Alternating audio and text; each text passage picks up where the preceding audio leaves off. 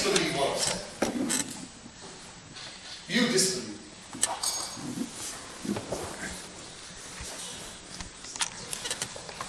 Question. Yeah. Does that mean, for example, a patient you might say like in a vegetative state or something, that they have limited thought, emotion, those things as their concept? Does that mean a person like that is perhaps more in touch with their awareness? Yeah.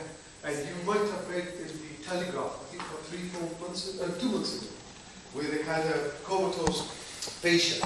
I think she'd been comatose for about 15 years or something, or 11 years. And the last thing she was doing was playing tennis. And they were about to switch off or whatever they were doing. And they asked her, can you imagine that you're playing tennis if you can hear us? And when they mapped the activity on a brain through neurophysiological things, they found that because she imagined those things, there was a change, there was a heat change and a chemical change going on in the brain. Very similar to you and I if we imagine the same thing. So this actually raises some very, very profound ethical issues. Which is, and again, let me just tell you something else.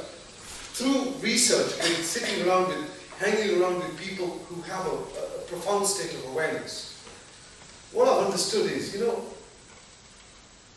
sedating animals and killing them and deceiving ourselves that they don't feel pain is one of the biggest deceptions that we have. When that life is extracted from them, this is what I'm told. And those people who are able to cultivate this awareness can feel, which is why if you do this meditation, try it.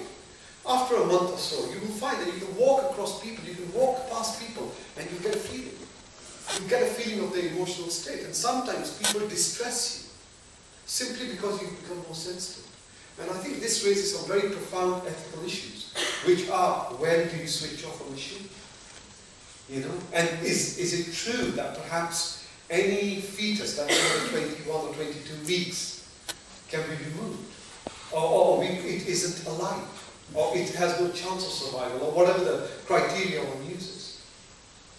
But these are, and I think going down this route, going down the route of awareness, and the whole consciousness studies that seems to be going on at the moment, William James, is it James William or William James, the father of psychology, in 1960 or something, said, you know what, consciousness has no place in science. Yet every one of us are conscious. And it's only over the last 15 years that people have said, you know what, we need to study about what we are.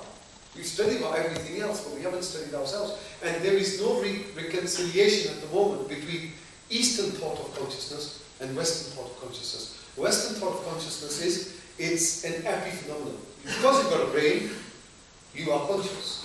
But what it doesn't explain is near-death experiences. What it doesn't explain is the sort of thing that you found in the Netherlands in 2001. 300 or so patients, I think it was in the Lancet not so long ago, who had cardiac arrests and died. In fact, some of them died for a prolonged period of time, clinically dead. And what prompted this study was one individual who said to a nurse when he was resuscitated and after a while, can you bring me my teeth? And she says, I can't remember where I put them. He says, oh, I can remember where you put them. He took them out and he took, there's a third drawer, there's a jar, he put them in a jar. But this guy was dead.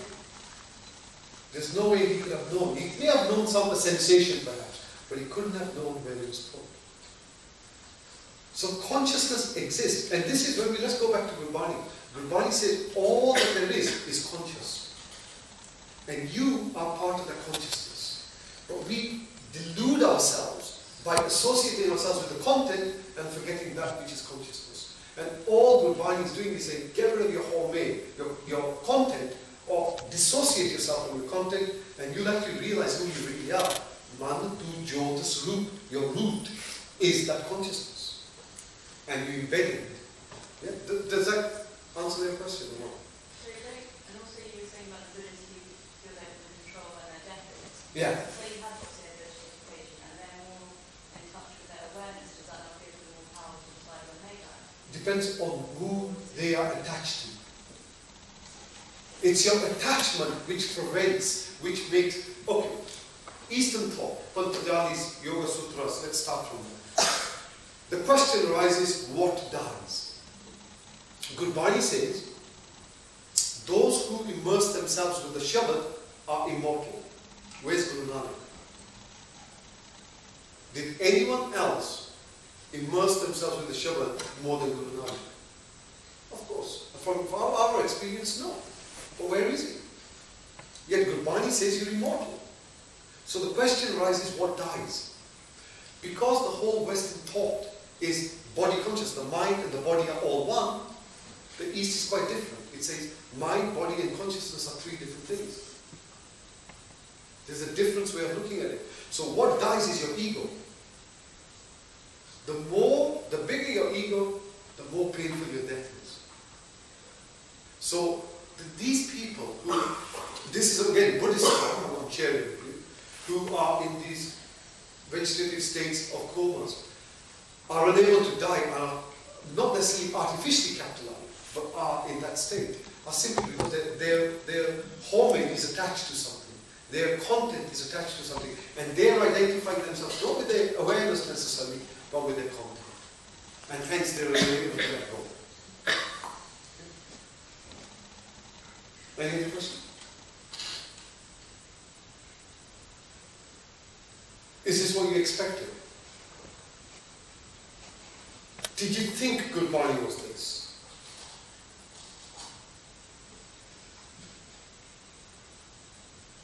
I don't know what to take all the silences. And that's either saying, oh, shut up, I'm hungry. Or it's saying, I don't know what you're talking about, but you know, someone asked me to come here, and here I am. How does what you're saying relate to normal Sunday Gurdwara? Sunday Gurdwara is a long way away. Unfortunately, it's a long way away. I think it's been, Sikhi's been Christianized. I don't use that, I don't mean that to demean Christianity. Sikhi's been capitalized. Sikhi's been packaged. Sikhi's been defined as an external religion in order for it to fit within a world view. So exactly like Buddhism is. Gurdwaras are operating in the world view. Sikhi needs, like Buddhism or any other, even Islam or any other religion you want to take, it's about you, your personal walk, not I'm walking with the sheep. It's about your own walk. And I think Sikhis probably, once you start looking at it like this and you approach it with this awareness, you find that the relationship between you and that creation, or whatever you want to call that, creator or God or whatever, is quite a different relationship. It's a very, as I've always said, I've said many times, existence is God and the way you live your life is His prayer. And this allows you to live your life as a prayer, because you really do become aware of your responsibilities. It gives you freedom, but it gives you responsibility. So, without sort of sticking the boot into the whole Sunday Gurdwara stuff, but my thinking is that we're far, far away. I discussed this with a very eminent Sikh scholar. I discussed this with two Gyanijis and they walked out. They said, I don't know what the hell you're talking about. I spoke to this one and he said, you know what, it's the first time I've seen someone package it so mathematically. Those were the words he used. And this guy is not just a Gyani in knowledge, but someone who's been practicing for 45 years or 50 years. Similar, you can feel it. When you walk near him, you can feel something. And so therefore, and I was talking to one of the colleagues earlier on, there's a battle that's starting at the moment. And this battle is effectively a consciousness battle with a non-consciousness battle, a content and awareness battle. And I think Gurdwaras are in the content phase at the moment. Do you think it's better not to meditate if you don't know how? It's better to find out. Let's say somebody does try to meditate if you're doing it the right way, or would you say the right way? What's the right way? I think you'll delude yourself. I think that the absolute worst thing is you delude yourself. It's like saying if someone hasn't told you which way to go to, say, from here to Birmingham or Scotland, take the M1 or Leeds or whatever it is, and you're actually going down south, you may actually end up a bit further away. And you've got to bear in mind that meditation actually changes your psychology. So your psychology, once it's changed, so bring it back to your starting point, may be a more damaging act. So that's the only reason. Not that something's going to bond you. No, that's okay. Although, if you drop consciously in your dream state, that's lucid dreaming, astral travel, NDEs, all of that stuff exists in that. Near-death experiences.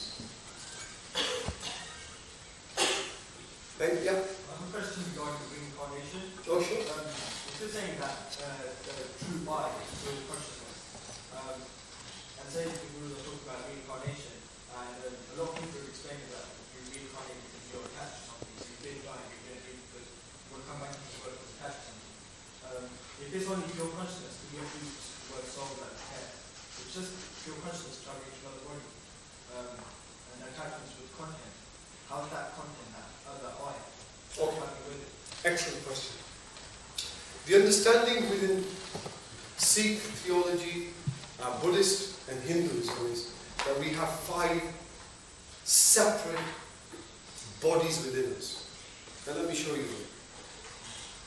The first body that you have is your physical body. It's called Annamaya Kosh. An means food. And its existence is to do with food. The second body that you have is called Pranmaya Kosh. It's to do with your breath.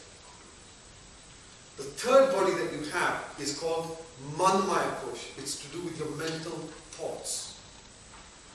Electrical impulses, nervous system, the whole chemical and electrochemical body that you have within you. The fourth one is Jnanmaya Kosh, the knowledge that you carry.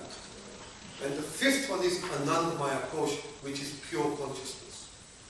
When you die, it's your Anmaya Kosh that dies. Your Pranmaya Kosh leaves.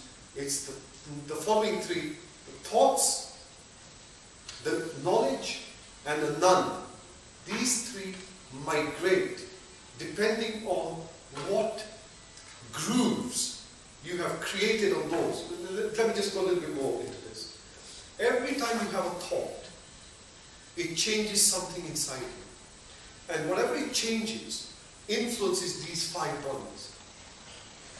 So when your physical body dies, your secondary, tertiary, and the 4th one, 5th one, migrate to the next life or the next state of awareness, which will allow those to germinate. It's like karam is like a seed, and it will find the right season to germinate. So it's pulled into that. It's very much like I tell you, the people, if you really want to get a good understanding of it, is to read something by Amit Goswami, Professor Amit Goswami, on the physics of the soul. It's quantum physics, but relating to the soul. And that will explain it far better than I. But that's how reincarnation works. So your soul, Gurbani talks about the word Jeev. Jeev, if I say to you, Punjabi, we can understand Punjabi? Someone says to you, Tera Ji ki karna. What do you feel like doing? Why would Gurbani associate your soul with the word Jeev? Intent of feeling. Because every feeling that you're cultivating is creating that Jeev. It's creating those secondary and tertiary parts of you. They are the ones that migrate, not the primary ones. Which is why it's only those people who are able to get to that. When you go into, there are 113 types of meditation practices. There are 112 which are made available to the world. There is one which will allow you to go and check that out. But if you go into meditation, if you just do what I've asked you to do, you'll find after a little bit of time, depending on how long, you can have an understanding. And that understanding comes because you can see there are different parts of you inside you. And you'll see the one that will leave and the one that's influenced. Yeah? It's a very different way of looking because we have been trained into a very self-image, body-based identity. So when you're talking about these things, people say, well, prove it to me. The brain is still there. Your lungs are still there, your heart's still there, but you know what? You're not there. So what leaves?